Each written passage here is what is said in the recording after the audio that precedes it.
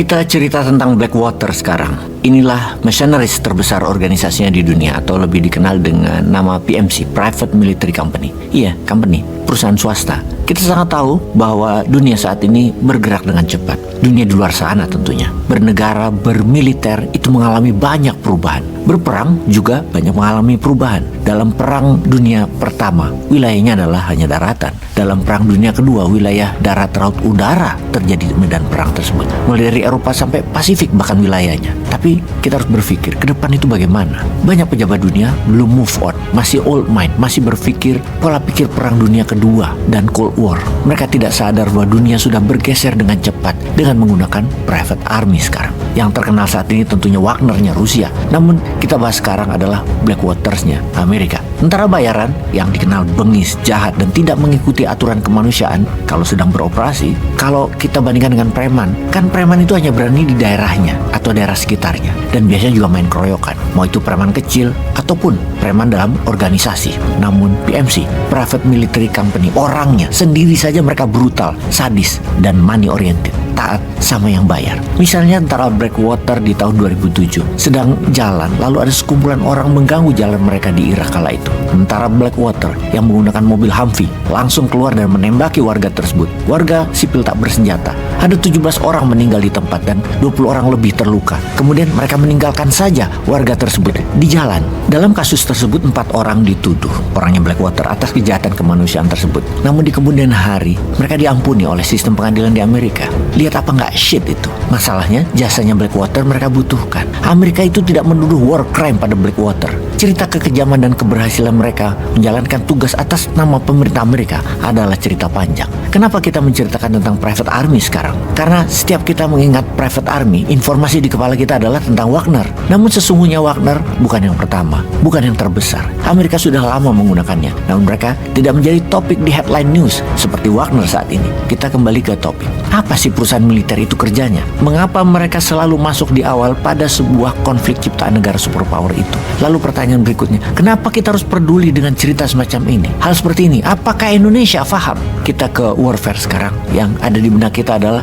orang-orang berseragam bertanda pangkat atau disebut tentara militer suatu negara yang berperang dengan negara lain. Mereka disebut National Army atau tentara sebuah negara. Namun sesungguhnya tidak begitu aslinya. Tentara resmi tidak berperang di setiap peperangan. Dan ini menjadi pertanyaan selanjutnya. Lalu siapa yang berperang di abad 21 ini? Tentunya tentara seperti Wagner atau Blackwater terjadi dalam 30 tahun terakhir ini di lebih 10 perang besar di berbagai wilayah dunia yang selalu disebabkan oleh Amerika. Para tentaranya adalah pegawai kontrak mati, lengkap dengan asuransi yang dibayar per pekerjaan, per satu operasi serangan atau suatu operasi pertahanan. Konsep tentara bayaran juga bukan peristiwa peperangan di zaman modern ini. Ini konsep lama.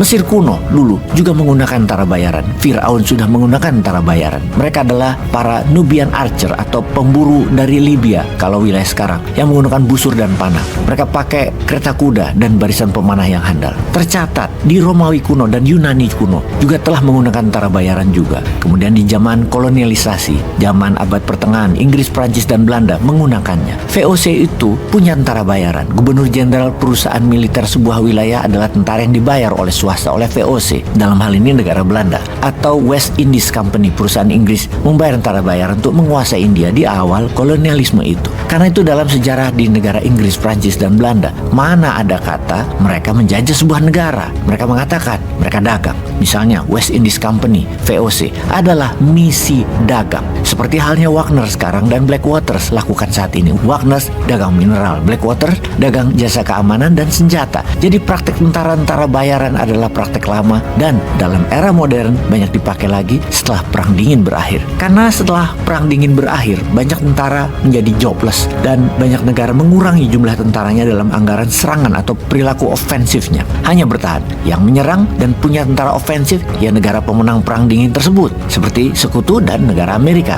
Mantan tentara itulah yang kemudian bergabung dalam tentara bayaran, private army di awal tahun 90-an mulai. Hingga sekarang, Private Military Army ini bukan hanya perusahaan, tapi sudah menjadi industri. Sebuah wilayah yang tidak ada aturan, abu-abu dunianya. Siapa yang mengatur? PBB, peraturan internasional. Ya enggak lah, mereka nggak pernah akan ada peraturan. PBB itu perlu, karena PBB di belakangnya adalah Barat, sekutu. Mereka pro-mercenaries, jadi nggak mungkin ada peraturan yang menghalangi mereka. Mempekerjakan tentara bayaran itu murah, nggak nanggung fasilitas keluarganya, nggak ngurusi pensiunnya, beli putus istilahnya, nggak ada aturan mainnya, pokoknya semua dirty work mereka kerjakan. Sementara tentara negara, mereka harus mengikuti aturan, taat hukum, akan menghadapi banyak penyelidikan atau kejahatan perang dan berbagai administrasi. Tapi tidak berlaku di dunia tentara bayaran. Bahkan suatu negara kalau pakai mereka dengan senang bisa mengatakan, itu bukan kami, dan kami tidak bertanggung jawab atas kerusakan yang tentara bayaran itu lakukan. Itu juga yang dilakukan oleh Rusia di Ukraina, dan itu juga yang dilakukan oleh Amerika di Libya, Irak, Afghanistan, Sudan, Venezuela, dan banyak lagi. Yang terbanyak dilakukan oleh PMC Blackwater tentunya. Blackwater didirikan tahun 1997 oleh seorang mantan Navy SEAL, Eric Prince namanya. Markas besar mereka di North Carolina. Mengapa dinamakan Blackwater? Karena ada danau kecil dekat markas mereka yang airnya memang berwarna hitam. Sejak tahun 1997 ada tugas kecil-kecil sana-sini untuk masuk di konflik perang Amerika, dan puncaknya jackpot mereka dapat ketika mereka di perang Irak dengan misi menjatuhkan Saddam Hussein. Itu adalah masa keemasan perusahaan kontraktor tentara bayaran Blackwater. Di tahun 2003 mereka dapat kontrak senilai $21 juta. Ini adalah nilai terbesar waktu itu. Blackwater selalu low profile, tidak mau di media exposure-kan. Bahkan sejak tahun 2008 mereka merekrut, melatih lebih dari 40.000 tentara setiap tahunnya. Dunia masih tidak membacanya. Bahkan 100.000 tentara di Irak waktu itu, tentara bayarannya 80% adalah tentara Blackwater. Sejak tahun 2014 Blackwater mendapatkan kontrak dari pemerintah Amerika senilai $1 billion setahunnya untuk melindungi seluruh diplomat Amerika di luar negeri. Selain memiliki 160.000 tentara bayaran aktif, lebih murah berurusan dengan Blackwater bagi Amerika untuk operasi militer ataupun operasi intelijen di luar Amerika. Tugas utamanya Blackwater adalah melindungi high value individualnya Amerika, orang-orang penting, baik pegawai negeri atau swasta, menjaga keamanan mereka di mana saja, melatih tentara di negara-negara mitra Amerika, kemudian menjalankan operasi khusus atau critical operation. Berapa nilai yang pemerintah Amerika sudah keluarkan sejak tahun 1997 hingga 2019 saja? Nilainya lebih dari $400 billion atau 2 kali nilai APBN Indonesia untuk 12 perusahaan PMC Private Military Company seperti Triple Canopy dan Blackwater. Yang sekarang kalau sahabat nama tersebut cari sudah hilang karena mereka memiliki nama baru, Academy. Eric Prince sudah menjual Blackwater, dan Eric seperti Prigozhin sudah menjadi shadow sekarang. Sahabat, semoga paham dunia seperti apa di luar sana sekarang ini. Di sini jangan ngurusi proyek terus ya. Peace.